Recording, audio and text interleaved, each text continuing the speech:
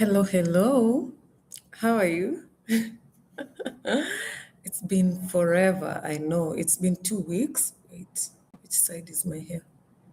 It's been 2 weeks. We've not had a live session, but I hope you're doing well. I hope is treating you well. All my English is disappearing. I hope everyone is doing okay. I hope everyone is well. I hope the rainy season in Nairobi is taking you slow. I hope everyone is safe. All your family members are safe. I hope so. And how have you been? Welcome to the Feminine Flow group. Welcome to the Feminine Flow sessions. Today, I don't know if it's visible. I am with my merchandise over here coming soon. We'll tell you more about it soon. And I'm happy to be here because we are doing part 5, the final part of our series, which is 5 scarcity mindsets that have women on a chokehold. And we've done money scarcity, we've done time scarcity, we've done self-worth scarcity, we've done, which is the other ones? Tell me which are the other ones. Um, Time, money, self-worth, and today we are doing visibility scarcity, which is the one that I'm forgetting. There's a lot on my mind. But so far we've done 4. And now we are doing the 5th one, which is the last one. And let me know in the chats how everyone is doing, how you've been receiving these, how you've been seeing these scarcity mindsets happening in your life, because I really, really want to start by saying I really appreciate your messages. I really appreciate when you send me chats telling me how these sessions have opened your eyes. And I can't wait to talk more about it. I can't wait to hear what you think about it. I know from this series we've had women who now want to do personal coaching. I really appreciate those who have reached out, those who have started. And I want to tell you something. As women, we were lifted by one woman. Even for me to be able to offer this series, it's coming from life experiences. And I can tell you, it's the women in my life that have helped me to be who I am right now. So it takes a woman to lift a woman. And it's very hot today. It's a very warm session. I wish I could reach the remote and make the room cooler. But you know what? I'm so happy to be alive. The gift of life, the gift of love, the gift of family, the gift of health. It's amazing. And I hope where you are, you're enjoying these gifts as well. Okay, so let's dive into our topic of the day, which is visibility scarcity. This is going to be our 5th session. This is going to be our last session in the series. So pay attention, ask questions, and let's go. So, as you have been following the series, you know that scarcity mindsets are all about the fear of what if, the fear of what if. And today we're going to talk about something many women rarely name. We don't talk about it. In fact, I don't hear anyone talking about it. Maybe I'm not the only one who's talking about it, but you know, it's rarely discussed. People always say, um, women have imposter syndrome, blah, blah, blah, blah, blah. But let's talk about it. The fear of being seen, visibility scarcity. It's not about being seen like just getting out, oh, you saw me on the streets. No, it's more about emotionally seen, socially seen, like being visible emotionally, being visible socially, being visible, especially professionally, where women are afraid to be visible. because women are so talented. Look, I was looking at this TikTok that was talking about, oh, you think women have not invented anything? Wi-Fi. I don't know what part of the rocket. I don't know. It took a woman's hands to to have our colored TVs start working. I don't know what she needed to do. Radiography, like X-rays, etc. Women are so talented, women are so powerful, women are inventors of science, arts, music, whatever. Women are so talented. And the idea of being seen, women are so wise. A woman has intuition, a sixth sense. She can give you advice. You'll be like, what? Have you been on this planet before? Women are so creative. Look at women's homes, women's, businesses. But the thing is, women hide. We hide a lot. We hide a lot. We delay starting our businesses. We avoid leadership. Look, I specifically know of women who are not applying for positions of leadership because people will see, like, what, they will start saying something about me. People avoid leadership. I know of a woman that received a job to be a dean in a university. She pulled it down. What do you say? She declined it. Women downplay their success. Like in my community, if you know the name Wamboi, in my community, it's so common, so socially accepted to say, oh no, I didn't buy this humongous car that you can see. I mean, it's just a small thing to move me from point A to point B. So it's so socially acceptable for us to downplay, to, hey, it's not a big deal. Ah, you've finished your PhD, you've graduated. Ah, no, it's just a small course I was taking. We downplay our success a lot. Um, and it's not because we lack the ability. We are capable. What do you mean? We are very capable. It's because being visible feels dangerous. Like, okay, everyone will know that I'm now the head of this, I'm the CEO of this company. It feels dangerous. And this is what is called visibility scarcity, the fear. And it's the belief that if I shine, something bad will happen. You see what I mean? If I shine, something bad will happen. You remember when we talked about love scarcity, time scarcity, and other scarcities? It's the fear that something something will happen, and it's not even clear what will happen. It's just something bad will happen. And today we want to talk about where this comes from. Where does visibilities come from? Visibility scarcity come from? And how does it show up in our lives? Why does the society keep reinforcing it? And how shame plays a role in it? Because there's always an underlying shame that has been thrusted on us, like pushed onto us. And how can feminine energy heal it? Because the most important thing that we need to know is that all types of scarcities can be healed. And visibility scarcity is a very psychological pattern, is just a pattern. It's the belief that attention is unsafe. As women, we've grown up being told, stop attracting attention. Why did you overdress for this function? We just want all attention on you. I even used to hear people saying, don't show small baby girls a mirror. Don't stand in front of a mirror with a small baby girl, like a baby in your arms. Don't stand in front of a mirror with them, because they will learn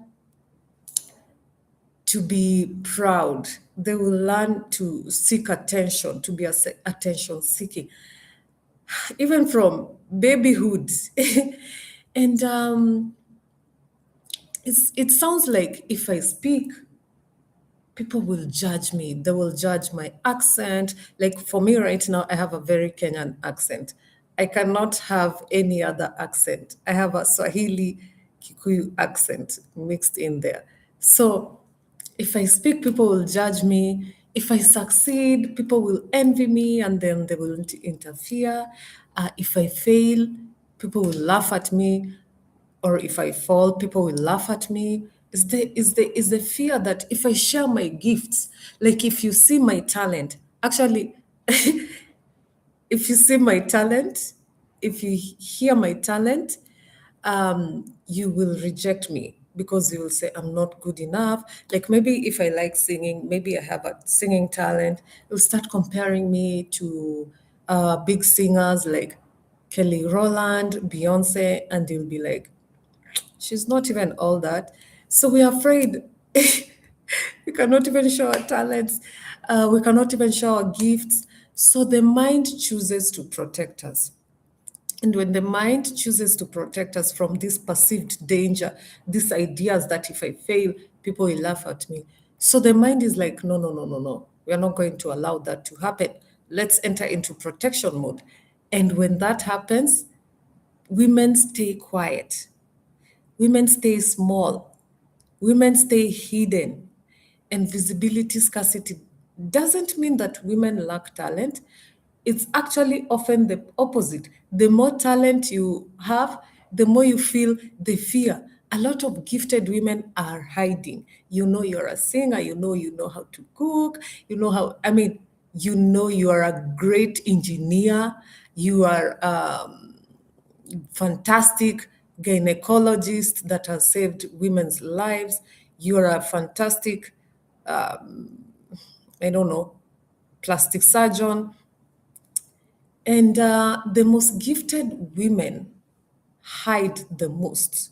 Like, hiding is the thing that grips women because visibility feels like risk. If they know that I'm this good, they will be jealous and they might attack me or something. Your nervous system is saying it's better to be safe than to be exposed. Then everyone will know she's a great singer. Why haven't you been singing? In fact, why are you holding your microphone like that? Why are you? And so the mind is like, oh my gosh, let's hide this. No one will know. No one will attack us. And where does this fear come from? It begins in our childhood. I just gave you the example of hiding children, hiding girl babies from the mirror. For example, a girl speaks, and this, if you look at the trend in school, you will see girls start off very active in school, they're doing so well academically, blah, blah, blah. And then it reaches a certain trajectory, and then the trajectory starts going down. And what is this? Because from the onset, we girls, we women, we are told you're doing too much. You're doing too much. Okay? So it begins early. A girl is speaking confidently in class. Someone starts laughing. As a girl, will you do that again? You're speaking, you're saying points, you have the answers for mathematics. Someone laughs. Shame. You internalize that. A girl teenager, is expressing her opinion in class or in school or in church or at home. She's called dramatic. We call her, you're being dramatic because she's assertive, she's making her points, and then she's told, you're being dramatic. Or a woman is sharing her success. Guys, this month I have sold goods worth 1 million Kenyan shillings or 1 million USD. And someone says, she's arrogant. She's so arrogant. She's always talking to us about selling, selling, selling. Or she's labeled, wow, you're so aggressive. When do you have time for your children again? When do you have time for your marriage? When does your husband ever get to see you? You're here selling, pushing business. You're labeled aggressive, you have no time for anything else.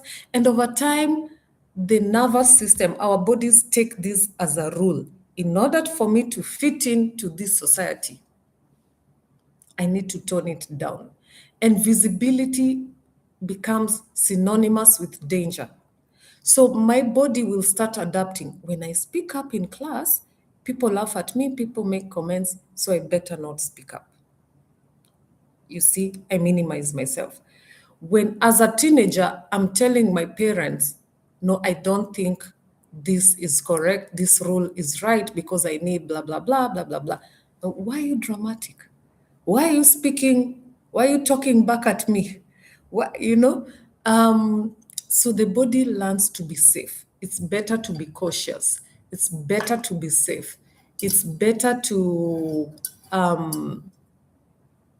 not make any noise. So hiding becomes the go-to plan. That's the plan A. Hiding becomes the plan A. Avoid exposure, avoid being seen. And a lot of times, as women, we are told, just be quiet, it will be over soon. And we take on that mentality everywhere. Just be quiet. Don't make noise. Don't create problems. Just avoid problems. And this response is not weakness, it's survival. It's a survival tactic for us to survive. And the brain will start thinking we need to protect Wamboi, we need to protect Wamboi from social chaos, social pain. And, it enters into overprotection mode. When you overprotect something, it, it has the opposite effect. You overprotect something, it doesn't grow, it doesn't thrive. When you hold something like this, you are stifling it. You're stifling it. But we are not here to shame ourselves. It's the society that we live in. But now we are here to, as grown women, and women who are maybe raising other upcoming women. And as parents, basically aunts, grandmothers who have girls around us. So, what is the downfall of this? Now we've seen how where scarcity mentality is coming from. Look around you. How do you treat girls? Outspoken girls or talented girls. This girl is a singer. She just wants to be singing in church. When the pastor asks, anyone who wants to share a testimony, the girl is like, I have a song I wanted to sing for you today. It's about blah, blah, blah, blah, blah. Okay, sing. And then we clap for one Sunday. And then next Sunday, she's like, I wanted to sing a song. And the mother will be like, it's not every Sunday. Just leave it. It's not every Sunday.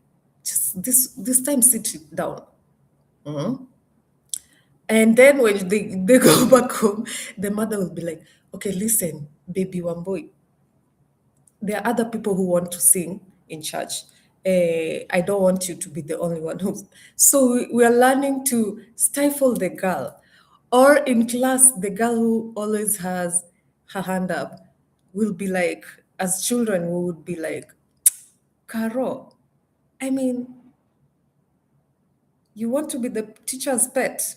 You want the teacher to like you so much, eh? So we are shaming women and girls into being small, being small. A lot of us as girls, we were very bold, but something happened. We learned in order to be safe in this class, in this family, in this society, shh. And a lot of times when we are telling children should be seen and not heard, who specifically are we talking to? Because the burden falls, it seems like the burden falls deeper onto the girls. I remember one of the advice I was given growing up was that when you get married and you go to your in-laws' house, shush, shush. It should be seen and not heard. And I know a lot of women and a lot of people will be saying this is a good advice, but it's not about talking only that is in that sentence. It's about be as invisible as possible. And the people who are giving us this advice, they are not necessarily malicious. They believe they are actually protecting us. And overprotection over time, when you protect something so much, now we are out of the in-law story. Now we are talking in general. When you protect something so much, it doesn't grow, it doesn't contribute, it doesn't participate. It's shelved. Okay? So now let's jump to how does that benefit the society? How the society reinforces women's invisibility. And to be very honest, as we spoke in the previous session, the more you the more the scarcity mindsets you have, the more it's easier to manage you. The system benefits when women stay small and when women doubt themselves. And we spoke about this when we were talking about self-worth scarcity. Women will speak less. Obviously, you're doubting yourself, you'll not be a confused spokesperson. You will speak less. And when you speak less, you speak up less. You will not say when you have issues. You will not challenge the system. You will not want to be a leader. And you will ask for less. You will survive on scarce resources. And you will believe you're unworthy. This is unworthiness. All the scarcity mentalities create unworthiness. You will accept lower pay. You will accept lower pay for your job, for your goods and services. You will accept poor treatment.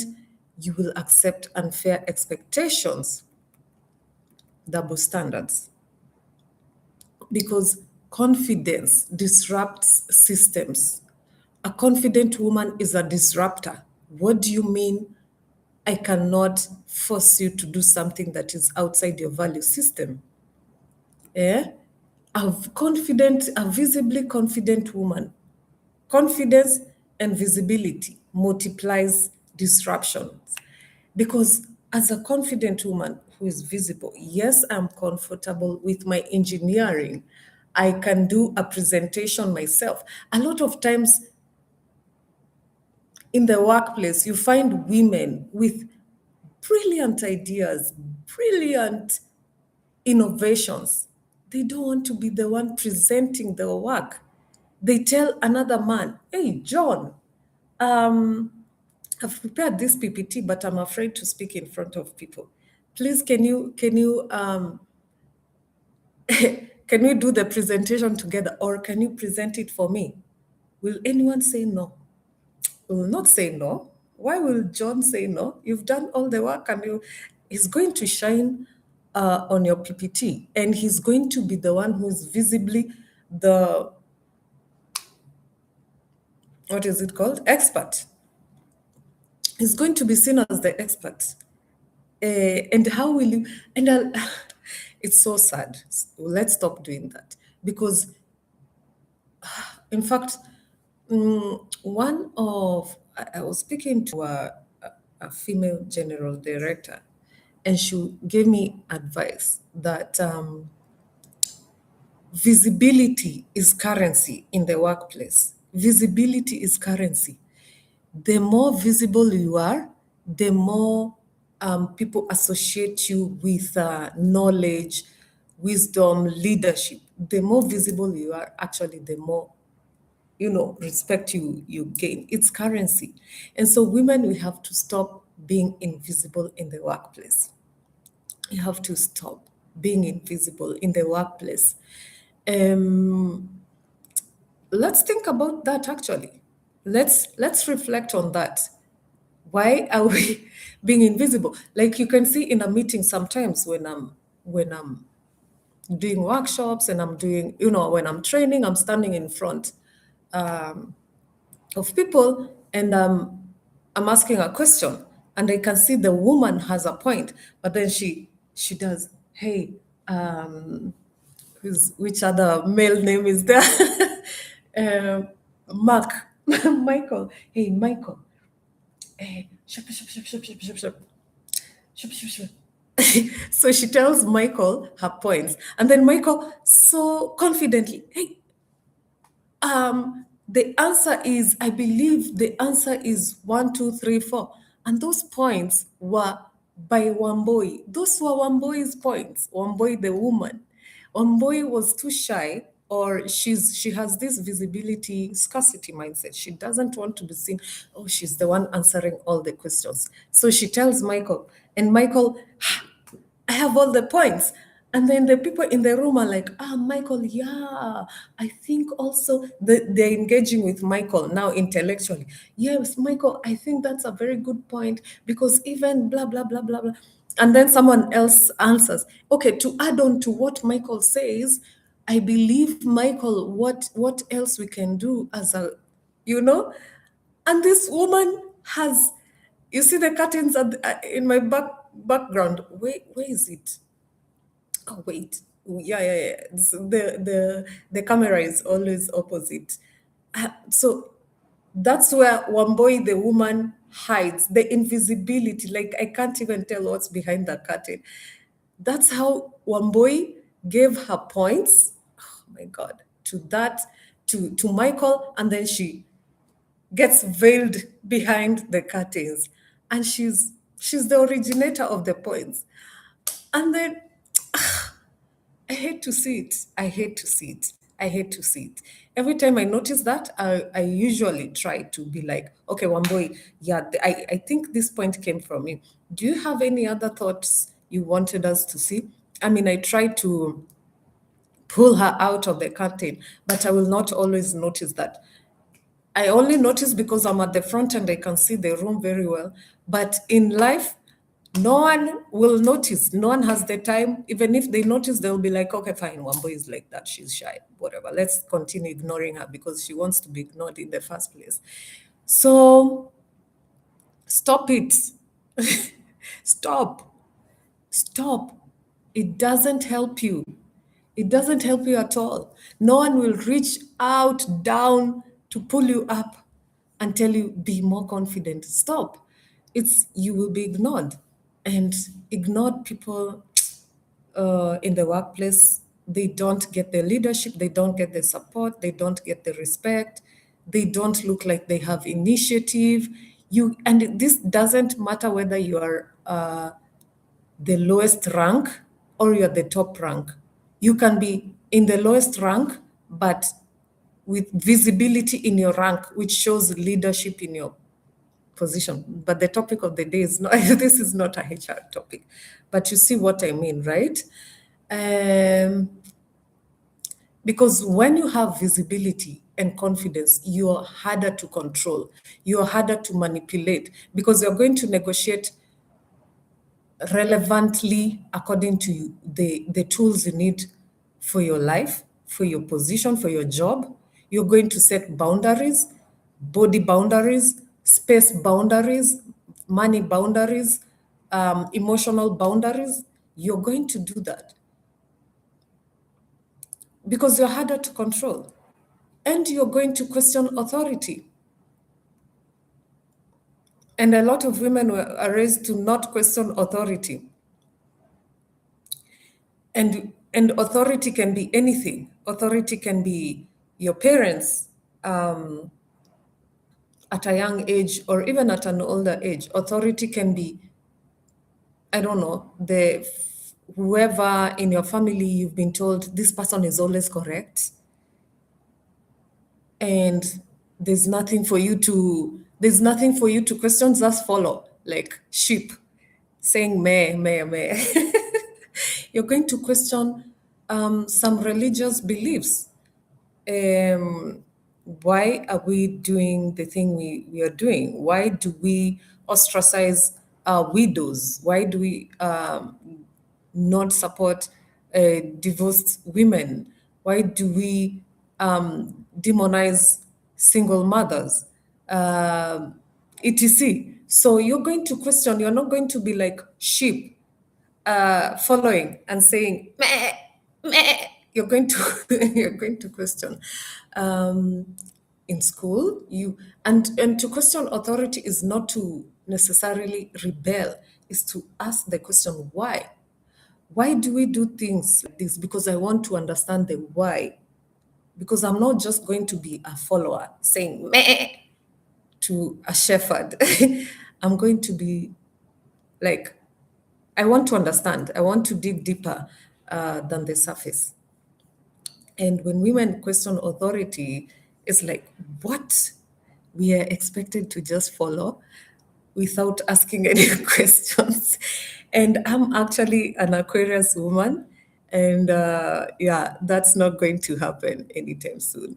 Um, However, as I said, there's a difference between questioning and rebelling.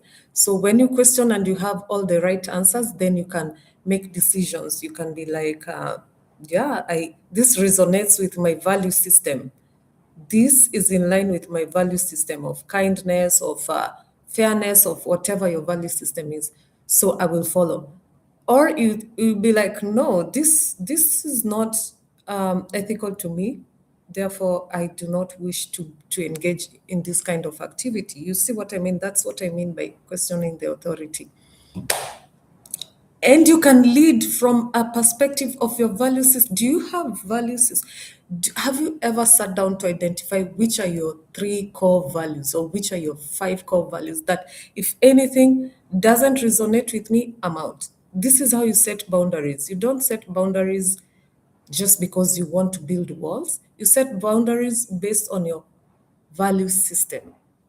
If one of your value system is kindness, and you are with your friends and the discussion is not kind, or they're talking about how they were not kind with someone, that's not, that's your, it's against your value system. So that's how you set boundaries, yeah.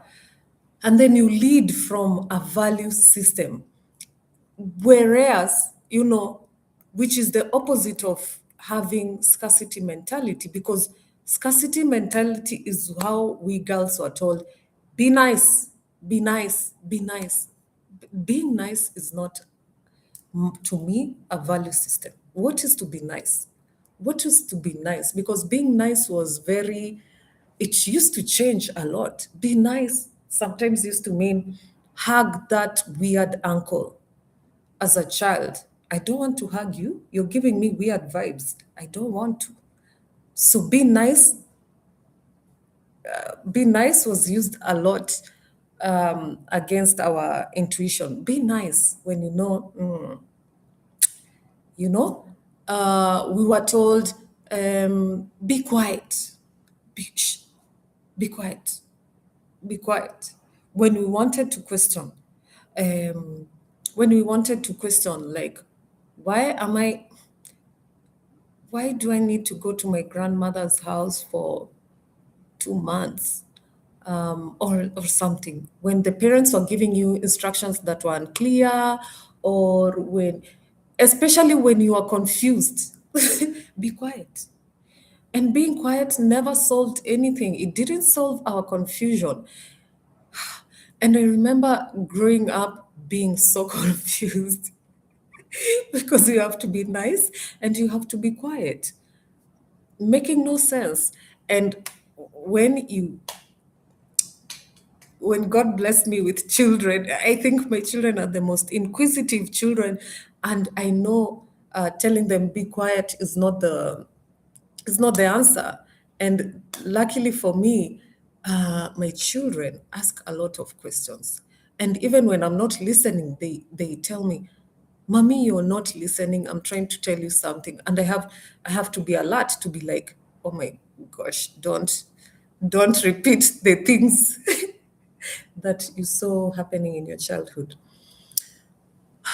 Be nice, be quiet. We were told, be pleasant, be pleasant, be pleasant. Just be palatable, be pleasant, be helpful without boundaries.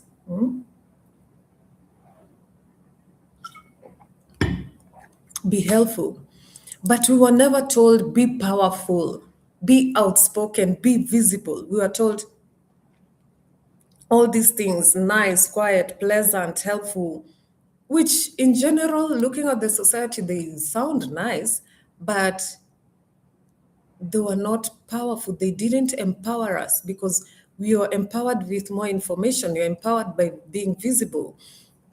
We were just told do not disrupt the system. And how do you know you're not because we are saying we want women to get out of their visibility scarcity so that they can be more disruptive to the system. And by disruptive, I'm not talking about destructive. I'm talking about disrupt a system that is following a certain mutaratara. Be the one that swims across the river because that's where you feel like going. Be the one that swims upstream, swim in the rapids and whatever, when others have been panel beaten into swimming downstream, you see? And for you to do that, I'm talking about, your talents. If your talents are just awkward and silly and whimsical and out of the norm, embrace that. Show us. Talents are not meant to be hidden. I know not all my viewers are Christians, but there's a biblical story about a rich man who went on a journey and he left three workers with talents. One, I think sometimes people interpret the talents to mean cash, resources, and sometimes people interpret them to mean just talents. One was given one. The other one was given, I don't know, two or three or five. The other one was given 10. The one who was given one felt, oh my gosh, this thing will get lost. And they hid it in the soil. They buried it so that it doesn't get lost. I'll keep it safe so that when my master comes, I will show him, look, master, here is the talent you gave me. I have been keeping it safe. I hid it in the soil or wherever. The other one who was given like two, three, or five, I don't remember, was just made use of it. And I think they went and multiplied it a little bit, something like that. The one who was given 10, I think even multiplied it by 10, like even did even more. And what's the point? I don't remember what is the point. Yeah. The point is that I don't remember. Just don't bury your your talent. Don't bury your talent. Don't hide it because we do it a lot by trying to keep it safe. And that was not the whole purpose of being given gifts, talents, being an eloquent speaker, being a comedian, being a singer, being a teacher, and whatever. Can you imagine if you were a teacher and you just made your lesson plans and you hid them in a shelf? So why were you given the gift of teaching? You cannot be a teacher in hiding. Use your talents. So, so what are the signs that you have visibility scarcity? How do you know? As I said at the beginning, you delay starting. You delay starting things. I'm one of the people who did this. I did this. I delayed starting. I was so scared to be visible on social media. I told myself a lot of stories. I told myself, oh my gosh, now my face will be on social media. Now, what if I don't say things correctly? What if, a lot of things. I told myself a lot of things, and I delayed by a year to start stuff on social media. And, but I started small. I started on WhatsApp. I started a WhatsApp group. I started on Google Meet. I didn't keep my recordings. I started small, and we're here finally, step by step. It's something you overcome step by step. You cannot be forced into visibility. It's something that you have to analyze in yourself and give yourself the boost. And don't shame yourself if you see some signs. Don't It's not about shaming, it's not about telling you you are bad. So we start by delaying, delay starting things, that business you want to start. Because I want to create my, i want I want to finish my website, then I finish, then looking for perfectionism. There's no perfect timing. You keep waiting until you feel perfectly ready. there's no there's nothing perfect under this planet. Start with your mistakes. I hope if you've been following me, maybe I'm improving a little bit, because you start with your mistakes, and your mistakes are steps for you to learn. And number three, you hide your achievements. um, you don't want people to know you've graduated. You don't want people to know you're starting your PhD. You don't want people to know your master's, or you're building a house, you finished building. You hide your achievements. You minimize compliments. When someone tells you, "Oh, you look good," you're like, this old thing, I got it from a thrift shop, and it was even $1. I got it from a $1 shop. I mean, you look good.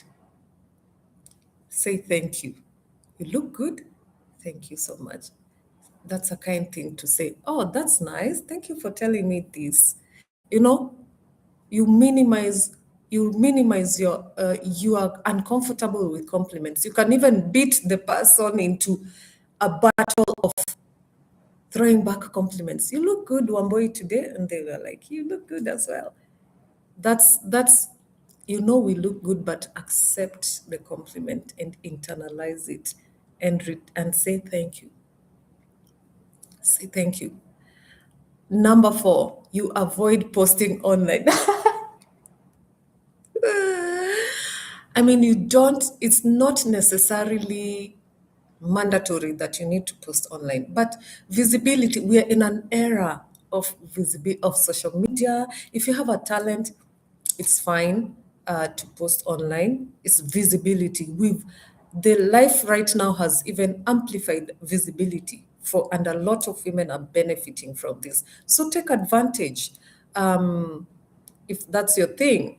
I mean, and if that's not your thing, remember, shops these days are online. So how are you marketing your business? It's not about putting your face necessarily. It's about the business, the talent, do something about it. Let's see. You hesitate to share your ideas, you're in a meeting, you don't want people to hear your thoughts. So you tell Michael, shippy, shippy, shippy, shippy, shippy. And then Michael will be like, look, I have an idea. Look at me shine. You hesitate to share your ideas because you think, what if I say the wrong thing? What if my ideas are not respected? Say them. And if you are in a meeting, this is advice I tell women, especially women managers, women technicians, women who are experts in their field. Don't let a meeting end without sharing your idea. If you're in a meeting, a 1 hour meeting, a 30-minute meeting, don't let the meeting end without people hearing your thought process.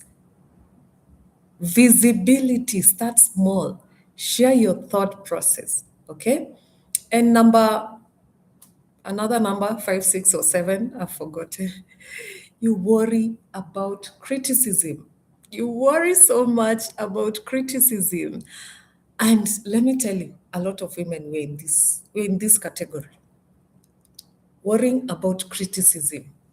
We worry. People will say something like, why did you dress like that for a meeting? Why are you in a short-sleeved blouse for a meeting? Why did you say that? Why didn't you, as in, we are policed, and it's okay if you think about it's not, I'm not shaming you for worrying about criticism. I want to talk to you about the environment. Yes, the environment is so hypercritical of women. Hypercritical of women. Okay? You are right to worry about criticism. You are normal to worry because the society is policing women with double standards. We are followed like sheep. We cannot do anything like that will satisfy the societies. That start with that premise that you will never be right by the society. Because by you being confident, you'll be told, oh, you're aggressive. By you being quiet, you'll be told you're passive. But every single day, you'll face something. So either you decide to worry about it and say, what if? What if they say blah, blah, blah? Or you decide to be like, this is my environment and I'm going to thrive in this environment regardless. So you change your what if to your even if. You understand what I mean? From what if to even if. Even if they say blah, blah, blah, I'm going to thrive anyway. I'm the expert of this field. So you change your what if to even if, because the society is not changing anytime soon. It's your attitude. Oh, this hair has refused to lay down. Ah, okay, focus. Ah, I've made it worse. Wait, why are you like this? My goodness.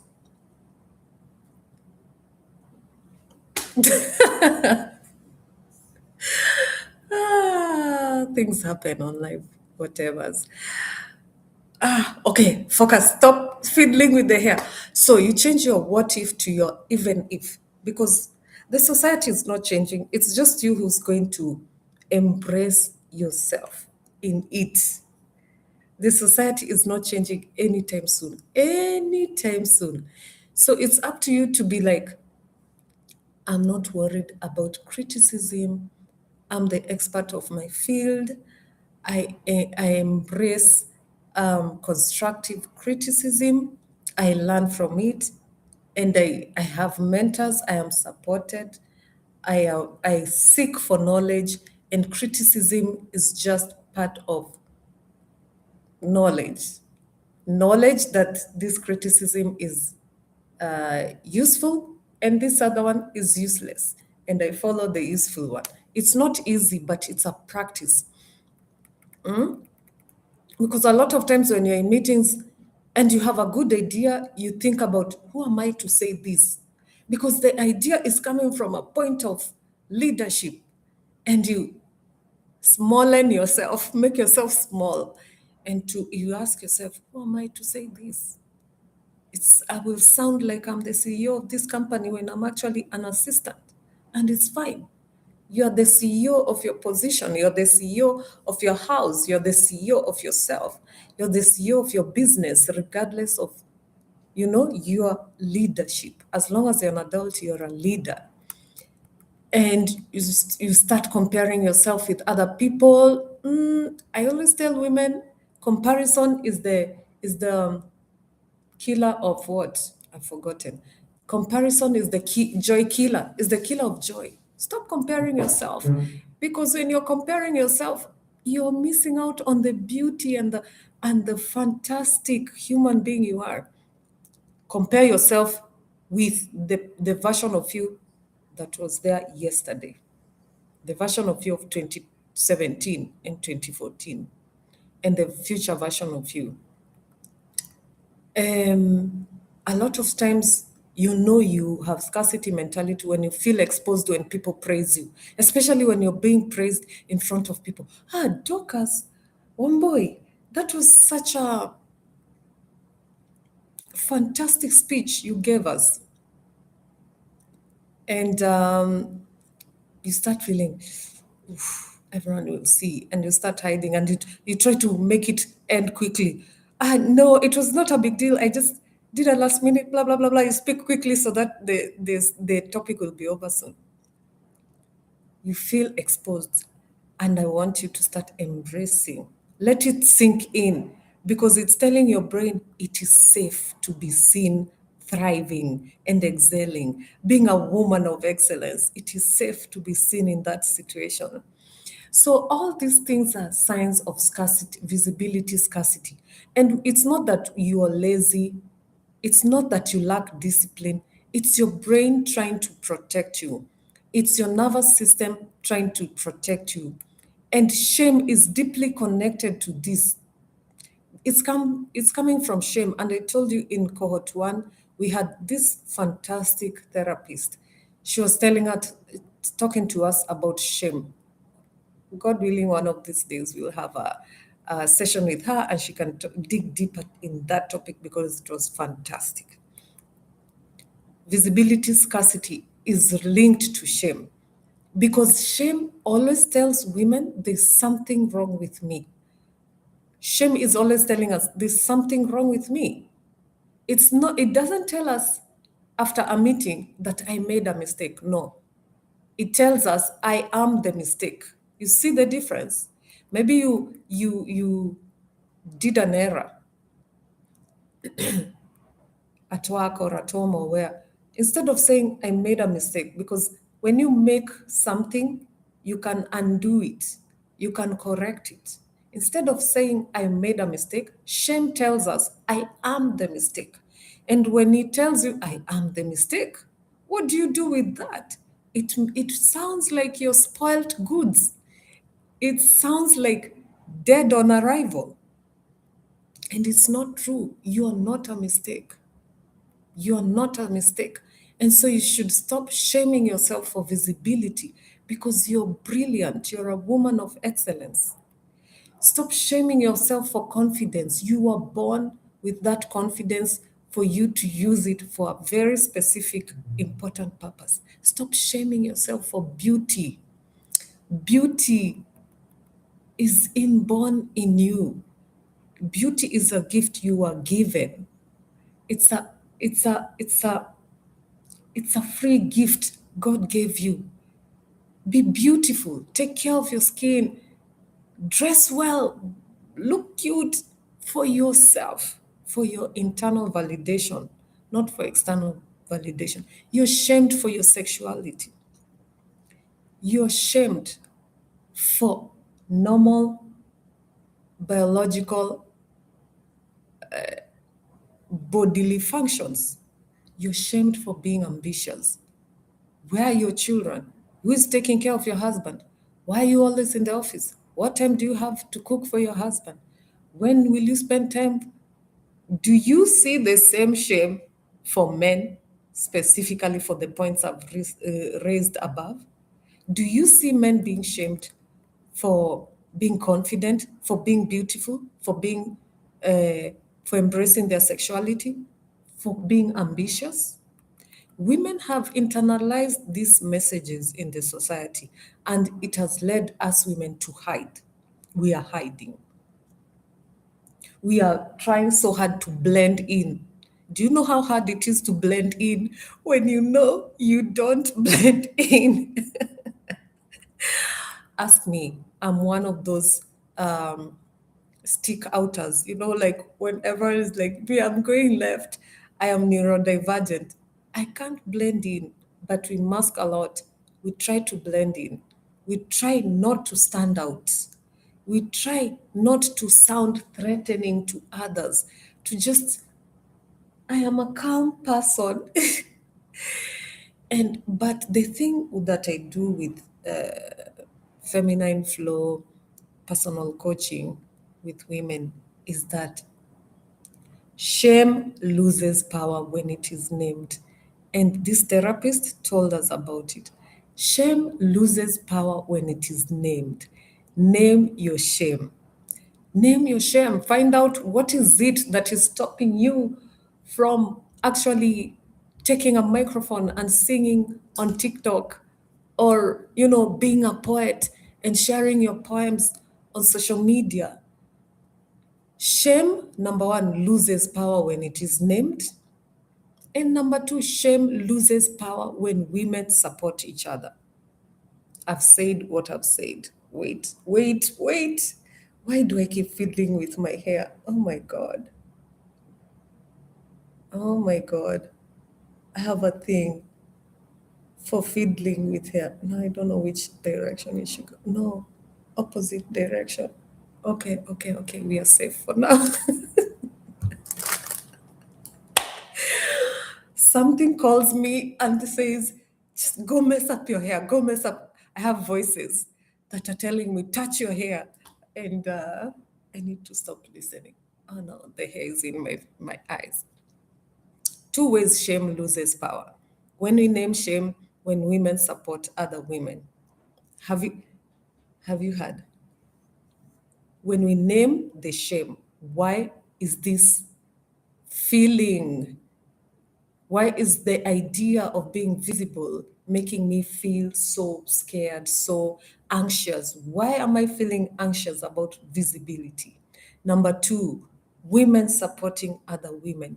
Let me tell you, I don't know if this is a real psychological terminology, but growing up, I heard of the terminology of the psychology of the oppressed. Please, if you're a psychologist, correct me if I'm wrong. Or maybe I'm making this up, I don't know. And we were studying, it was a study of why, when I was in campus, I was already grown. When I was doing my master's in gender and development, we were reading about why FGM, female genital mutilation, continues thriving in communities, and what is the role of women in it. And yes, there are women who are saving their daughters from going through that process, but there are women who are strongly like holding on and saying, no, everyone must get FGM in this community. Everyone must. And a lot of times we hear words like, outside this topic of FGM, a lot of times we hear phrases like women are their own worst enemies. And I'm here to tell you it's a lie. It's a lie. Women are not their own worst enemies. No, it's the system that is an enemy of women. It's the system of patriarchy that is an enemy of women. And the system will work, continues to thrive as long as women do not support other women. As long as women are, in combat, in competition with other women, not for resources, but just generally. It's such a scarcity mindset that you are comparing yourself with another woman. Women naturally form communities, naturally form communities. And when we form communities of supporting each other, this is when some of the shame imposed on us in the society will end. This is one of the ways to support another woman. Isn't it hard enough as a woman that you have also to be the bearer of this ideology that women are each other's worst enemies? No, it's not true. It was the choice of a woman to bring you onto this planet. A woman carried you for 10 months, stop saying 9 months, for 10 months, or whichever months you carried. All of them are valid. Into your stomach. Yeah. A woman carried you in her stomach, in her belly, in her womb for 10 months and other months. That woman supported your life. That woman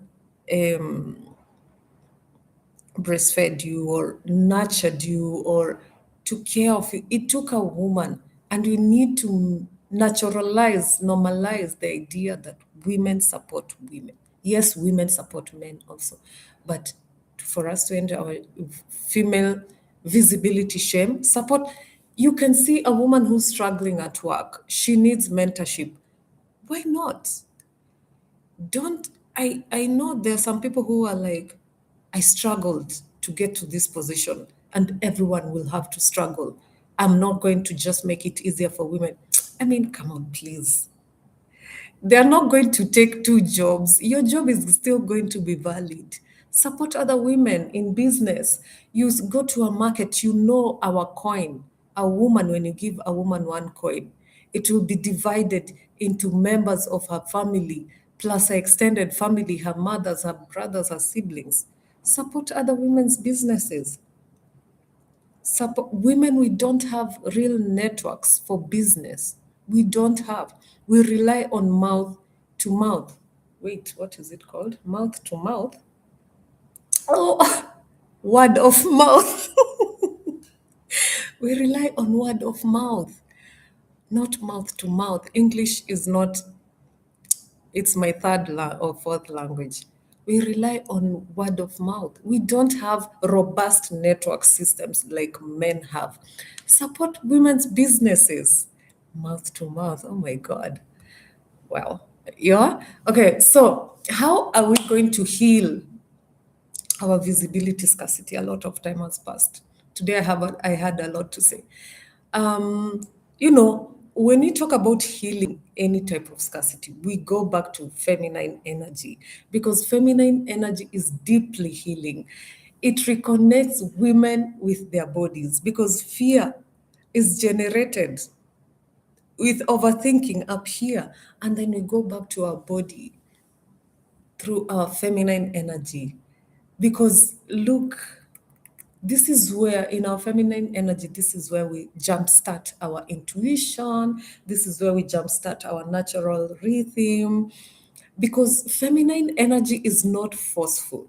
Feminine energy does not force visibility. I told you it took me 1 year before I finally decided it's safe for me to start posting online. Feminine energy doesn't force visibility. It allows it. It allows it. It allows flow. It says, my voice matters. It says, my presence matters. It says, my gifts matter. And feminine energy creates safety within the body. And when the body feels safe, expression becomes easier. I can be goofy on YouTube and I allow myself to make mistakes. I allow myself to make no sense grammatically because I'm okay. English is not, I'm not an English woman. I allow this session to be as chaotic as it wants to be because lessons are being learned. Allowing allowing it to flow through your body.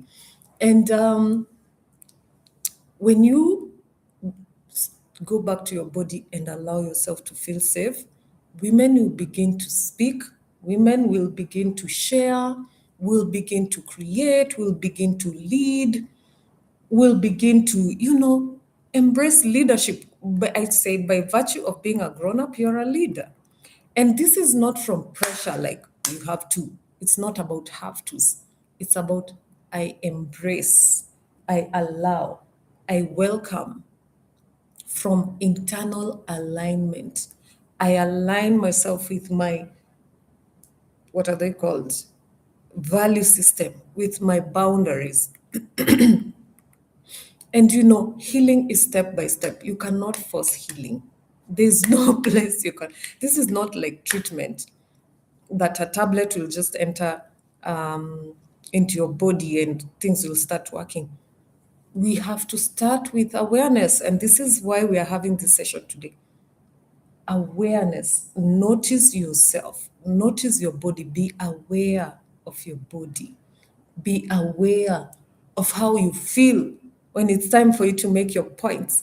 And then you start feeling your chest is compressing.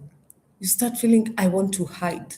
I want to shrink. Start noticing which parts of your life, your social environment make you want to hide, make you want to shrink.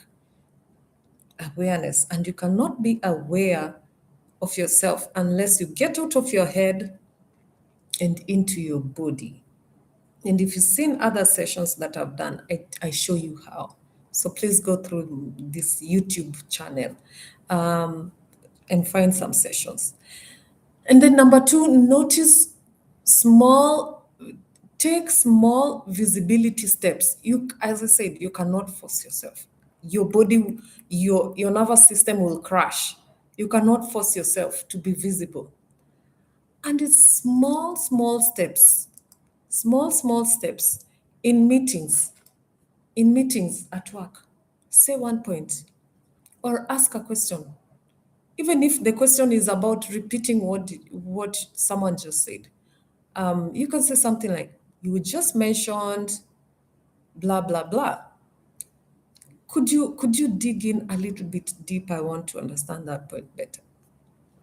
Say something. Start safe. Start small in a way that is safe. Say something.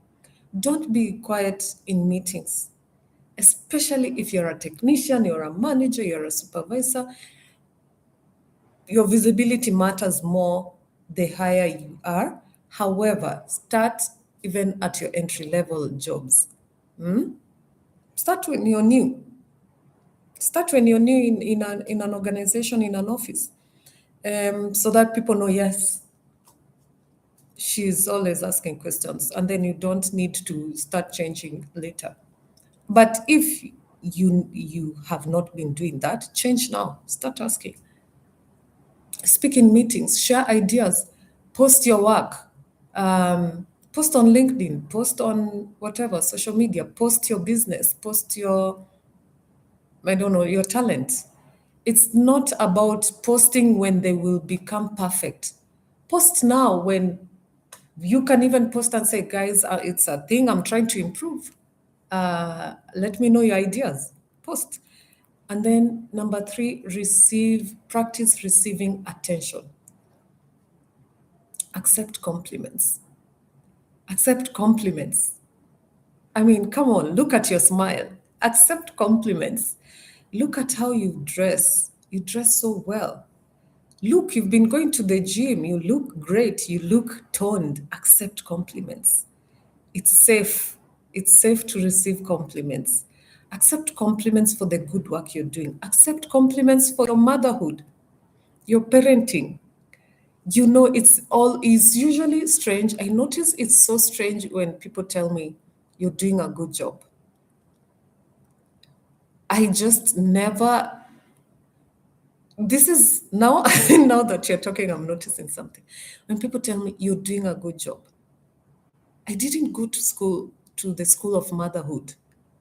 I didn't go to, it's so, like, we, as women, I don't know if you're like me, because I'm noticing now in this life, when we work hard for something and because we've gone to school, we've worked hard at it, then you accept compliments, it feels more valid. I'm just noticing now that when I accept compliments for motherhood or for something that I didn't work hard for, it's strange. So when you tell me you're doing a good job, I'm like, based on what criteria? So accept compliments. It's work in progress. It's always going to be work in progress. Another thing is, do not minimize yourself. Do not minimize yourself. Do not minimize yourself. Don't make yourself your own worst enemy. Be your biggest cheerleader. Don't minimize yourself. You have blind spots, and people can see the blind spots you have. People can see your blind spots, and blind spots can be. I have to do something here quickly on my phone. Your blind spots can be negatives, and your blind spots can be positives. And people can see the good things about you that you cannot see. I'm sorry, I have to do a quick message. People can see blind spots in you that you cannot see. So, for example, people can see you're very good at this, you're very good at that. So when people compliment you, do not minimize yourself.